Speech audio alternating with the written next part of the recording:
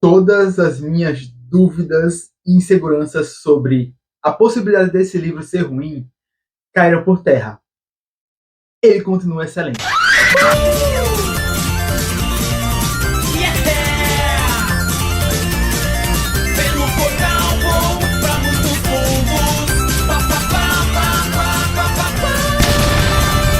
Oi, eu sou o Tom, Thomas Mavolo Lustor, ou Tom Lustor 23 em todas as redes sociais, e hoje eu vou conversar com vocês sobre A Guerra, que é o volume 4 da série Blackwater.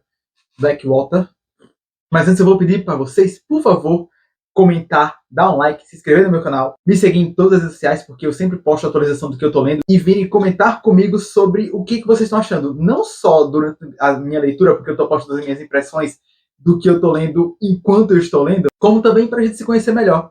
Então, sem mais enrolação, vamos logo pro vídeo. Bora! Como vocês lembram, lá no terceiro livro, a Mary Love morreu. E a minha dúvida principal é se ainda iria ter história. Bom, eu sei que tem história, né? Mas é que se a história iria valer a pena sem a Mary Love. Então, faz 2 anos que a Mary Love morreu. A Miriam já está com 18 anos, continua completamente chata e amargurada. E ela só não se intrigou de vez dos pais, porque ela não foi morar com eles, né? Ela só não se intrigou de vez dos pais para não ficar mal falada na cidade. Olha, essa garota é uma cópia mais nova da Mary Love, sem tirar nem pôr. E na verdade ela só não voltou para casa dos pais porque, bom, ela ia acabar voltando a morar com os pais, sendo obrigada, né? E ela só não voltou graças a Sister, que se instalou lá para morar com ela. E a Sister só tá fazendo isso para não ter que encarar o marido.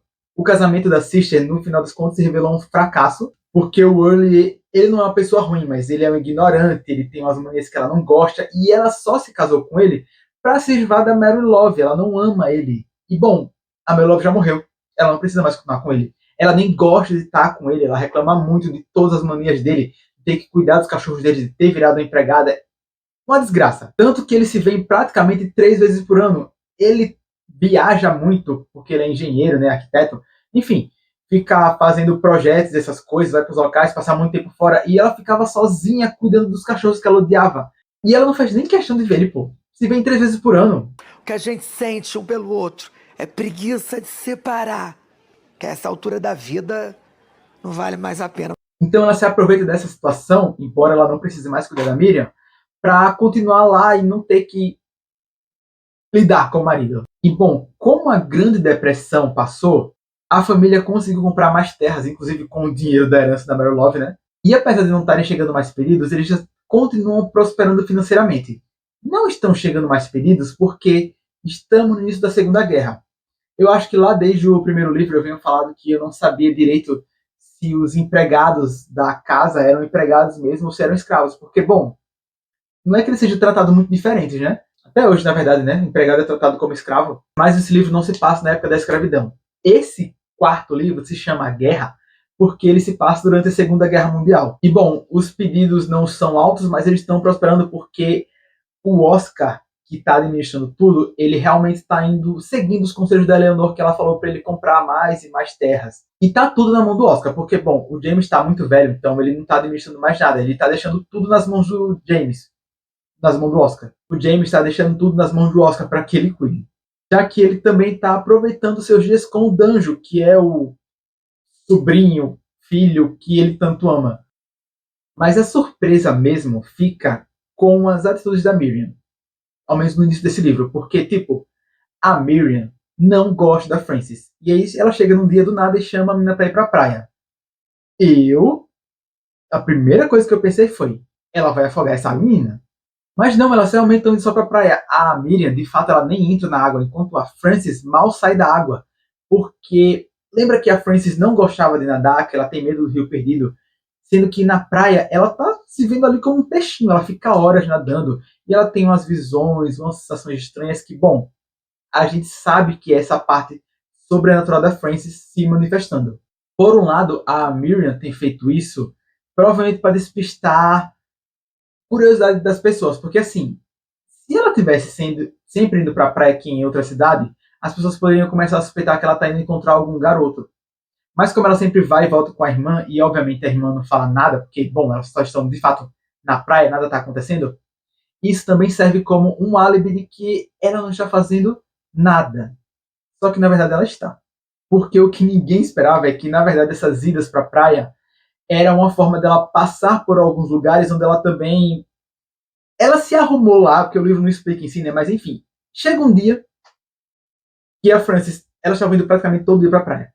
Que a Frances está simplesmente pronta para ir para a praia. E ela vê as malas da Miriam e ela só dizendo: tô indo embora para a faculdade. Tchau, seus merda! Tchau! Chega! Uma banana que vocês se explodam! Ela tá indo embora para uma faculdade católica. E todo mundo fica assim: como assim? Assiste, inclusive, indaga de tipo assim: nossa, eu nem suspeitei, porque ela nunca deixava eu ver as cartas dela. Mas ela não deixava porque tem umas cartas de aplicação das faculdades que ela se inscreveu. Então a bicha estava fazendo isso tudo planejado de cabeça justamente para ir embora da família. Ela odeia tanto essa família que ela só queria ir embora. E bom, ela vai, não tem o que impedir. A família nunca visita ela. E enquanto... Bom, depois que ela vai embora, o filho do meio da Queen, lembra que ele é um garoto problemático, que o pai dele, né, o Carl, ensinou ele a ser tão escroto quanto ele próprio era. Ele começa a andar com amizade que não presta, né, pra variar. Realmente, meu amor, ninguém tem amigos. E ele anda com um cara que, bom, ele claramente é um criminoso. Trabalha na madeireira, mas, bom, cometeu crimes. E ele convence o filho do meio da Queen a roubar a loja de uma senhora. Olha, amiga, então você é toda errada mesmo. Vive essa vida aí de pessoa toda errada. E, bom, eles roubam, só não matam ela por pouco. Na verdade, o cara ele ia matar a velha. Ele só não mata porque o filho da Queen não permite chegar nesse nível de violência. Ele não é uma pessoa totalmente ruim. Ele é corruptível. Mas ele nunca chegou nesse ponto. Eu tenho opinião própria. O xerife inútil, desgraçado, ele trabalha pela primeira vez na vida e consegue prender os dois. E, bom, o filho da Queen, por ser quem ele é, o James foi lá, pagou a fiança e soltou ele. O outro cara... Se fodeu. Que era um fudido que trabalhava na fábrica e, bom, é um ladrão. O James só vai e fala: você vai apodrecer aí, cara. Você não é da minha família. E ele jura vingança. A Queen, inclusive, ela vai se desculpar com a garota da loja. Que foi assaltada. A garota, uma velha, né? Que foi assaltada.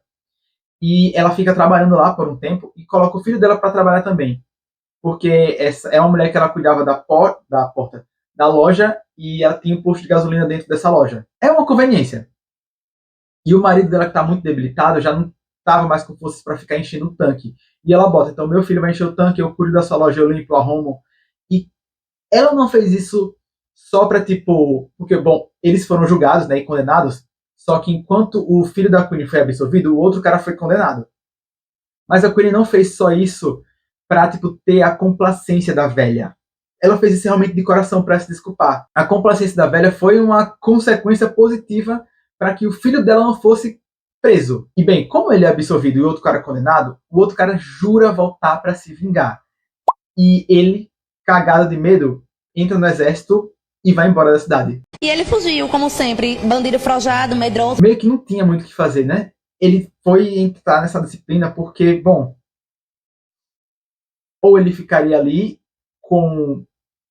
sendo inútil pro resto da vida e com medo dessa possível vingança, ou ele iria embora para impedir que o cara fosse se vingar dele. Porque, bom, é mais difícil se vingar de alguém que tá no exército, né? E tudo isso só fez a Queen ficar cada vez mais próxima do James. O filho problemático dela foi embora, o Danjo, que é o garoto de ouro dela, estava sempre com o James, então ela sempre ia visitar o James. E ficar mais claro para todo mundo que eles são um casal. Apesar de não ser um casal assumido, né? A gente não tem noção de se eles estão se pegando de fato, mas eles são um casal, para todos os efeitos. E a Sister, cara, lembra da Sister que ficou reclusa na casa da Mary Love, que agora era da Miriam, só para fugir do marido? A Sister continuava lá reclusa. E é engraçado isso, porque num dia assim, normal, ela tem uma epifania. Inclusive, eu tenho certeza que a Taylor tem uma música sobre isso. Mas, bom, ela tem uma epifania e vai pra casa do Oscar e da Eleanor e pede desculpas a eles e diz: olha, eu odeio vocês. Odeio, né? Fui contra a existência de vocês a minha vida toda porque a minha mãe me ensinou isso. E por ter esse medo dela, eu continuei seguindo os ensinamentos dela, mesmo depois que ela morreu, porque eu passei a ter medo da Miriam. Só que a minha mãe já morreu, a Miriam foi embora e eu tô sozinha naquela casa. Eu não preciso nem, eu não tenho nem motivo para odiar vocês. E bom, ela é obviamente bem-vinda na família, ela nunca fez nada contra eles. E essa união gera mais união, porque assim, a Sister estava sozinha naquela casa, tinha um empregado só para ela, a Eleanor, a Frances e o Oscar em outra casa com um empregado só para eles, e o James, o Danjo e a Queen em outra casa. Eles fizeram o quê? Cara, vamos unir logo isso, todo mundo, forma logo a grande família, bota a empregada para cozinhar para os 13, todo mundo almoça, toma café junto, almoça junto, janta junto, só dorme separado porque cada um tem sua casa. E, cara, é isso, é união.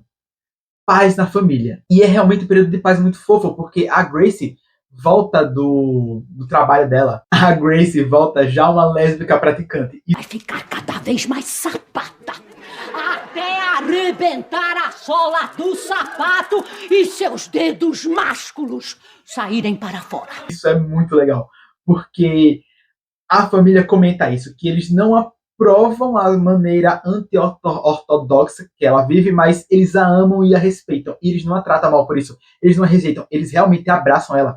Chegam até a perguntar, e aquela sua amiga? Eles não falam, é sua namorada, porque, bom, claramente é uma ex-namorada. Porque ela tava assim, sempre trocando de amigas. E eles não falam, e aquela tua amiga? Olha, eu não quero falar dessa amiga porque me causou muitos problemas. Essa casou com outro. E bom, vida de sapatão é reboceteio. E a Grace estava vivendo muito reboceteio. E a família aceita numa boa.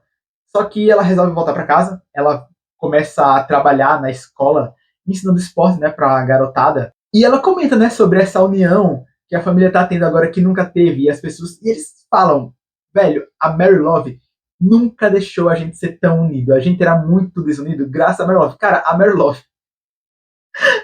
Love conseguia ser uma velha e ela conseguia fazer mal a todo mundo de tão controladora que ela era.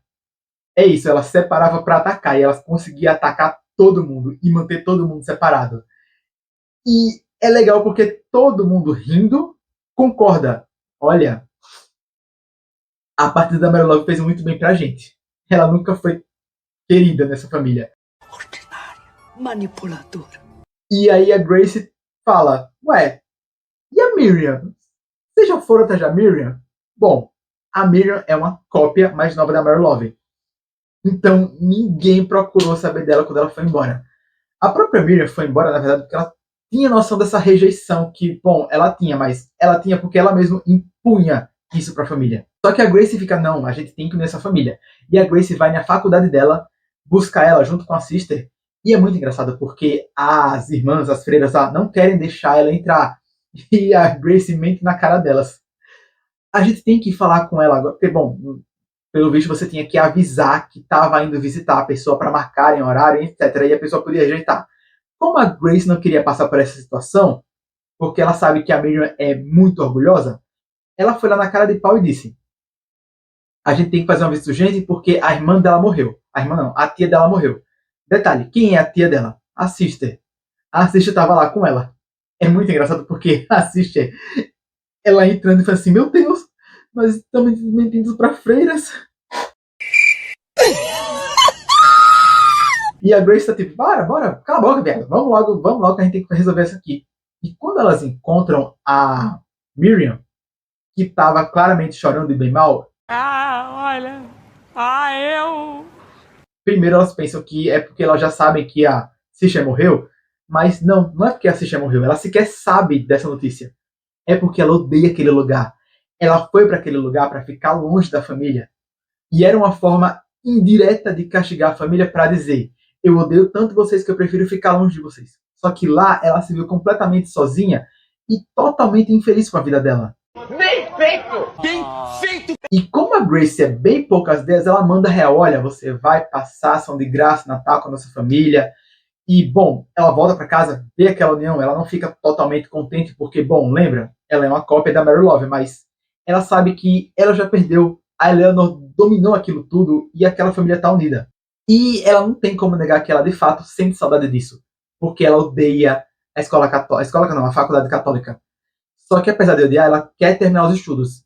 E ela faz mais. Ela convence a Frances a terminar a ir para a faculdade católica com ela e terminar os estudos. Só que ela não vai mais morar lá. Ela vai e volta todo dia. A Miriam foi totalmente derrotada, mas, poxa, ela estava seguindo as crenças e ensinamentos da Mary Love. Ela nunca vai deixar de ser uma cópia fiel da Mary Love, mas ela não é tão pior quanto. Ela ainda dá para se moldar um pouquinho. E, cara, ela tá tratando bem a irmã. Ela tá levando a irmã pra faculdade.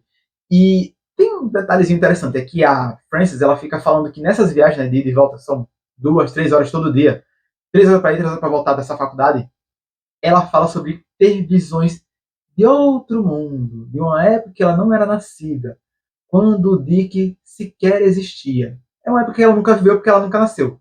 Então a gente volta também àquela parte do sobrenatural que não dá para ser deixada de lado. Como a gente passa por muita intriga familiar, por todas essas reviravoltas, que é mais interessante do que a parte sobrenatural, parece que o autor lembra, olha, tem a parte sobrenatural ainda, viu? Porque, bom, essa parte sobrenatural tem que chegar em algum lugar. Ela não chegou em lugar nenhum até agora, mas não, tipo, momento final para explicação geral. Mas ele continua sempre botando essas faíscas lá. E, bom, para não deixar toda a parte sobrenatural de lado, a Eleanor começa a ficar cada vez mais e mais apática com toda a vida dela e, bom, tediosa. Sem a Mary Love não tem exatamente mais nenhum conflito, né? A própria Miriam já não oferece conflito com a Eleanor. Elas não são amigas, mas já não tem mais conflito. E vendo que a Eleanor tá bem mais apática do que o normal, o Oscar fala pra ela, olha, por que você não vai visitar sua família? E ela fala, minha família ainda tá viva, né? Vou lá visitar eles. Só que ela só desaparece num dia.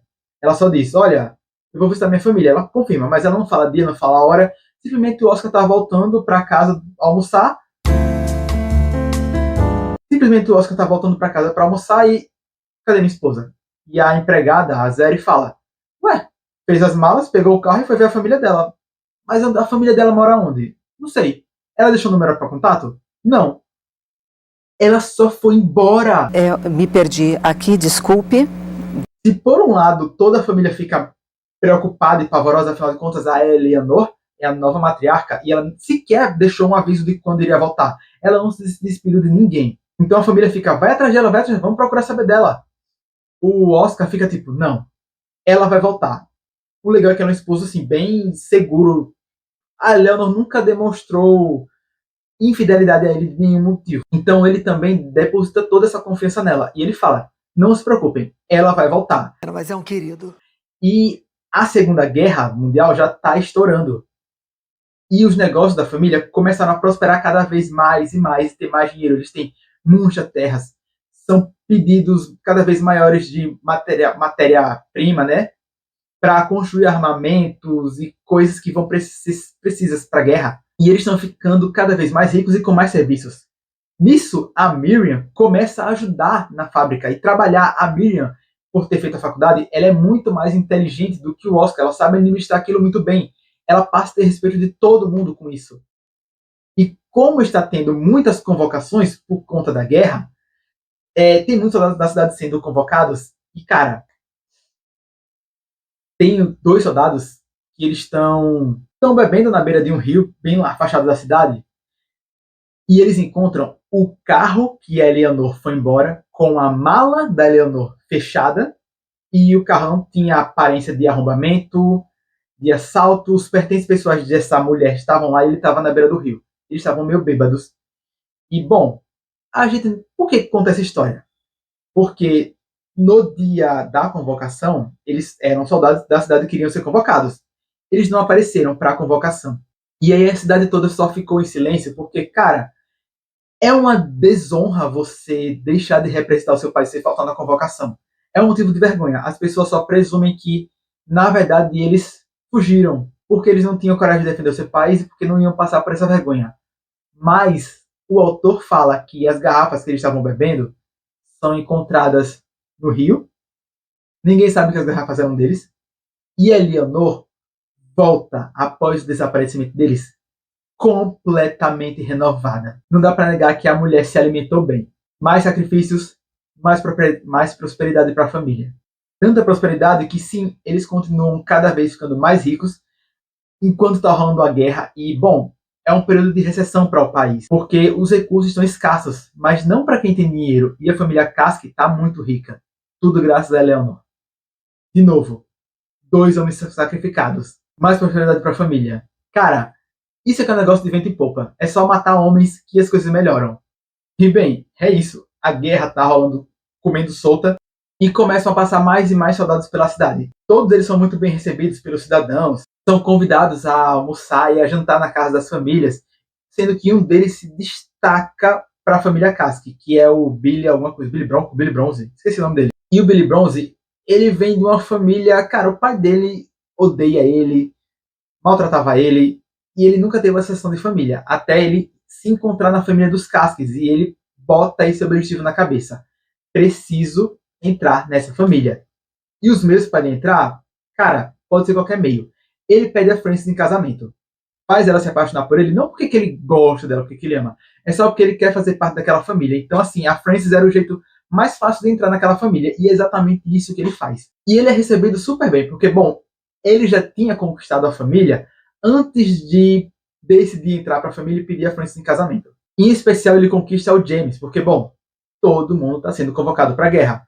Em algum momento, era inevitável que o Danjo fosse convocado para a guerra, até porque ele já estava batendo a porta na idade de ser convocado. Só que aí o Billy consegue um arrumadinho para ele trabalhar nos rádios, né, de operações, e não ter que realmente ir para a linha de frente. Porque, assim, o medo do James é, esse menino vai para a Alemanha, ele vai morrer, é certeza.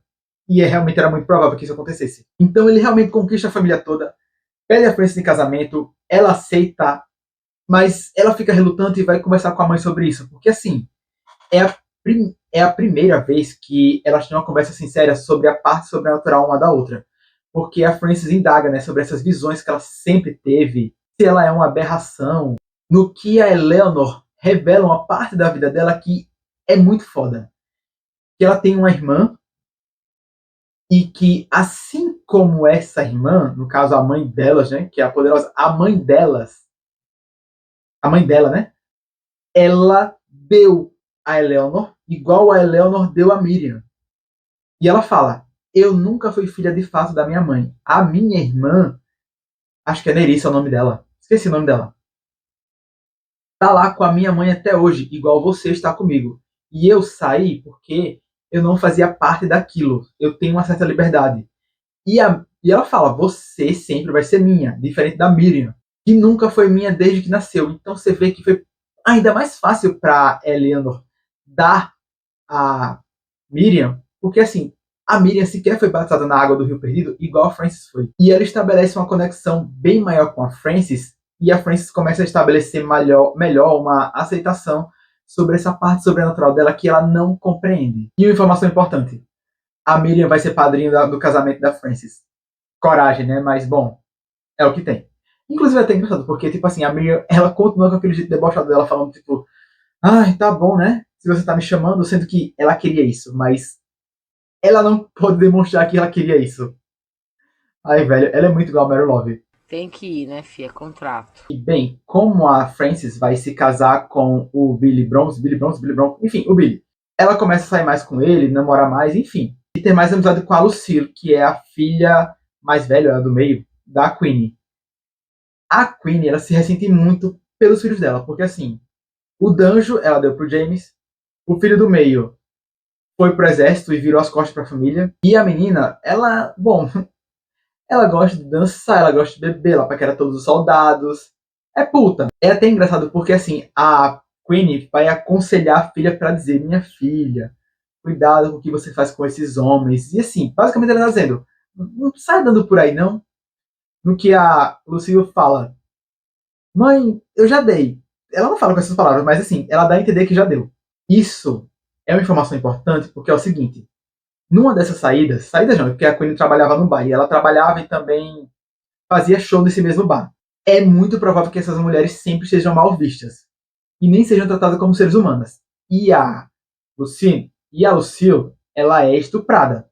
Só que ela não é estuprada por qualquer pessoa. Lembra do cara que jurou se vingar do irmão dela? Foi exatamente isso que ele fez.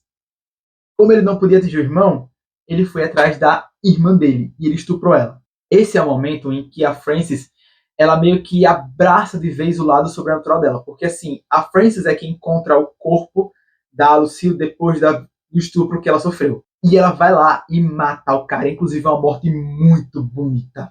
Ou como essa morte foi bonita. Porque, assim, ela joga ele no rio, os jacarés começam a comer ele, e ela fala até pra mãe, eu acho que eu também... Ela se sente como se ela fosse no jacaré, porque ela disse que sentiu arrancando os braços dele, desmembrando ele.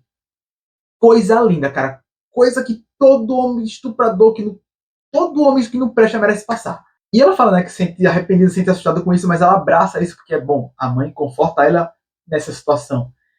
Só que, outro lance. A Lucille engravida. Cara, a Queen até fala, ela tem a mesma cena que a minha. Porque, bom, a última vez que ela teve uma relação sexual, não foi uma relação, foi um estupro, ela engravidou do Danjo. E a única vez que a Lucille teve uma relação, um estupro na relação sexual, ela também engravidou. E aí que a Queen descobre, cara, ela era virgem. Então a violência foi infinitamente maior. E a família toda se une para proteger a Lucille, porque, bom, se a Queen já era mal vista por ter engravidado do estupro do próprio marido, imagina a Lucille, que já era vista como puta pela cidade. Então, eles compram uma fazenda que é um pouco distante da cidade, dão pra Grace, porque a própria Grace se dispõe a ficar com ela, cuidando dela. E eles compram muita hectares dessa fazenda, sendo que só uma parte eles dão pra Grace. O Billy, inclusive, ele encontra um RG e bota o nome de um soldado que não tinha família para buscar por ele, para que, na época que ele estava passando pela cidade, que foi a mesma época que a Lucille foi estuprada, o nome dele sai lá como se ele tivesse tido uma relação e ele tenha morrido na guerra, para deixar o nome da Lucille limpo e o nome do cara lá que morreu ser esquecido na vala para sempre. E por que ele faz isso? Porque, de início, a Lucille estava com a certeza de que ela iria dar esse bebê assim que ele nascesse. Só que ela passa um ano, menos de 9 meses, né? Morando com a Grace nessa fazenda e, cara, elas viram um casal. Perfeito. Eu não podia esperar por um plot melhor. E todo mundo abraça aquilo, fica super feliz, porque, bom, primeiro as pessoas ficam em choque, mas ao mesmo tempo elas já ficam tipo, ótimo! Novo casal, novo casque, que no caso agora é o Tommy. É o nome do bebê, é esse, Tommy, é o menino. E o James é quem fica mais feliz, porque, bom, o James agora ganhou um neto. Mas apesar de toda essa felicidade, uma coisa que me pegou profundamente nesse livro é que, bom, o James já estava muito velho. E em algum momento a idade bate. O James começou a ficar cada vez menos senil.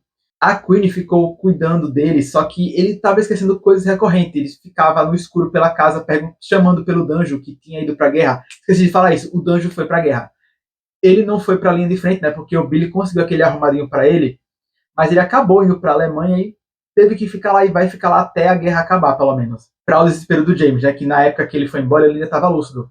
O James ele ainda fala que o Danjo, quando o Danjo voltar, ele já vai ter morrido. E, bom, guardei essa informação. Será que eu já estou dando spoiler? O lance é, o James está cada vez mais senil, esquecendo das coisas.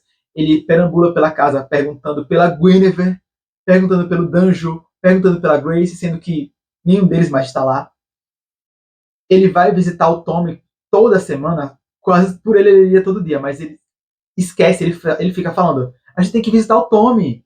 E a Queen fala, James, a gente já foi hoje. E é isso, cara, ele tá ficando mais senil. E isso me pegou em particular porque eu passei por isso com um membro da minha família. Tem as partes engraçadas, mas me toca no fundo pessoal por ter vivido isso com a minha avó também. Mas não se apegando só a isso. Tem um momento do livro que no final do livro, a Lucille e a Grace, elas, bom, já são um casal completamente aceito pelos arredores daquela fazenda, respeitados de verdade, sabe? Porque elas estão expandindo a fazenda, criando cabeça de gado, e tem que chamar trabalhadores, só que a Lucille, a Grace, paga muito bem as pessoas. Ela é uma ótima administradora. E não tem forma melhor do que ganhar respeito do povo com dinheiro, né? E é isso, cara. Ela paga bem as pessoas, ela passa a ser respeitada, ela passa a ser muito querida. E elas passam a ser muito aceitas como um casal por pessoas que nem conhecem elas. já sabem tipo, que elas vão ao cinema determinado dia da semana, e tem um dia que elas vão pro cinema, deixam Tommy com a empregada delas, né? E quando elas estão voltando do cinema, tem uma carta do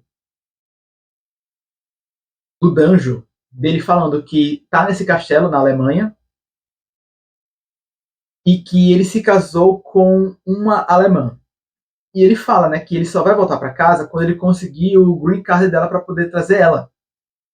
E que só demoraram para casar porque o pai dela odiava americanos. Então, assim, eles esperaram o velho morrer para poder se casar.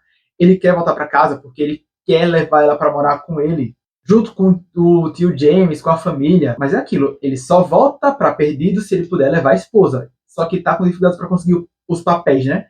E ele pede ajuda das irmãs dele e fala, olha, explica isso para minha família para eu não ter que escrever 5 cartas. E bom, elas recebem essa carta e ficam, olha, já tá tarde da noite, porque elas estavam voltando no cinema bem tarde da noite. E falam, né, olha, vamos conversar com o tio James amanhã sobre isso e ver o que a gente pode fazer. E quando elas estão chegando em casa, elas veem na janela do quarto do Tommy a voz do tio James e a sombra dele. Claramente com o bebê no colo. Bebê não, né? Já era criança. Cantando uma canção de Nidá que a Grace ouvia, que ele cantava para Grace quando ela era criança. E ela fica primeiro espantada, porque em que momento o pai dela chegou lá tarde da noite e está cantando para o filho dela. E quando ela vai falar com a empregada, ela fala, Fulana, por que você não me falou que meu pai chegou? Que momento meu pai chegou? E a mulher fala, não, seu pai não está aqui. Elas correm pro quarto e veem que tá abaixado lá na cama. Tem um... Como é que eu posso falar? Como se alguém tivesse sentado na cama e o local ainda tá quente. O bebê tá claramente dormindo um sono da paz dele, sabe? E aquilo que elas viram foi real. Elas viram o tio James ninar o filho delas com todo o carinho e amor do mundo. E em seguida elas recebem uma ligação da Queenie falando que ele tinha acabado de morrer de um infarto. Essa parte realmente me pegou muito. Porque é muito bonito ver isso. Ele não esqueceu que ele tinha um neto. Foi a última coisa que ele fez lúcido. Sei lá, a alma dele foi lá fazer o neto dele dormir. E que ele partiu em paz. Isso me pegou muito, pessoal. Porque eu perdi a minha avó em outubro. E foi... Eu sei que lá na hora do enterro, eu estava feliz porque eu sei que a minha avó descansou. Que ela estava em paz. Mas durante a semana, quando eu sabia das dificuldades que a minha avó estava tendo, eu só lembro... A minha mãe falou, olha, a sua avó tá mal. E eu falei pro meu namorado, voinha vai embora essa semana. E quando chegou o dia mesmo, que a minha irmã me ligou e disse, a voinha acabou de ir embora. Eu sofri tudo que eu tinha de sofrer nesse dia, nessa noite. Porque no dia seguinte era o enterro dela, eu ia ver minha família, eu sabia que ela ia estar descansada. Eu sabia que eu ia estar feliz por reencontrar minha família, porque eles são do interior e eu amo todas as minhas forças sempre. Ver minha família é um dos motivos de maior alegria de toda vez que eu posso viajar para o interior. E eu pude ver muito mais, porque, bom, gente, enterro reúne a família toda. É uma loucura. Aniversário e enterro sempre reúne família. É impressionante.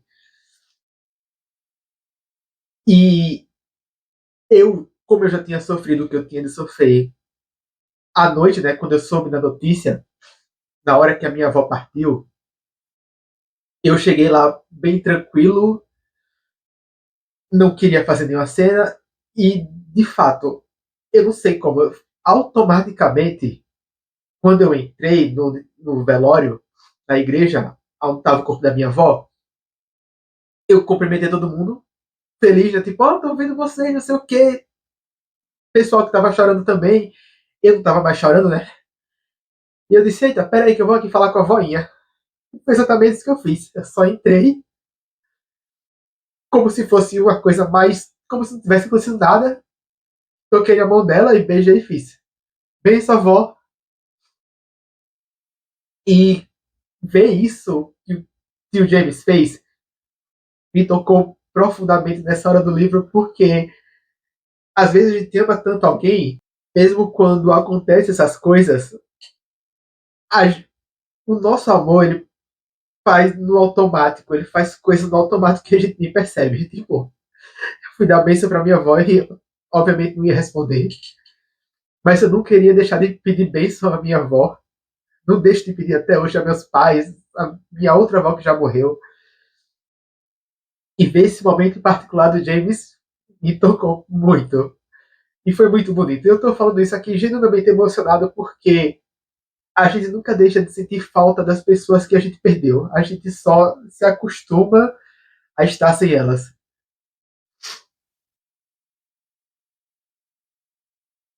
E essa foi uma partida muito bonita do livro e me tocou porque eu sei que eu pude me despedir da minha avó, da minha forma. E é isso. Eu já tô chorando muito nesse vídeo e o livro acabou. O vídeo também. E é isso, cara. Até a próxima. É isso. Tchau.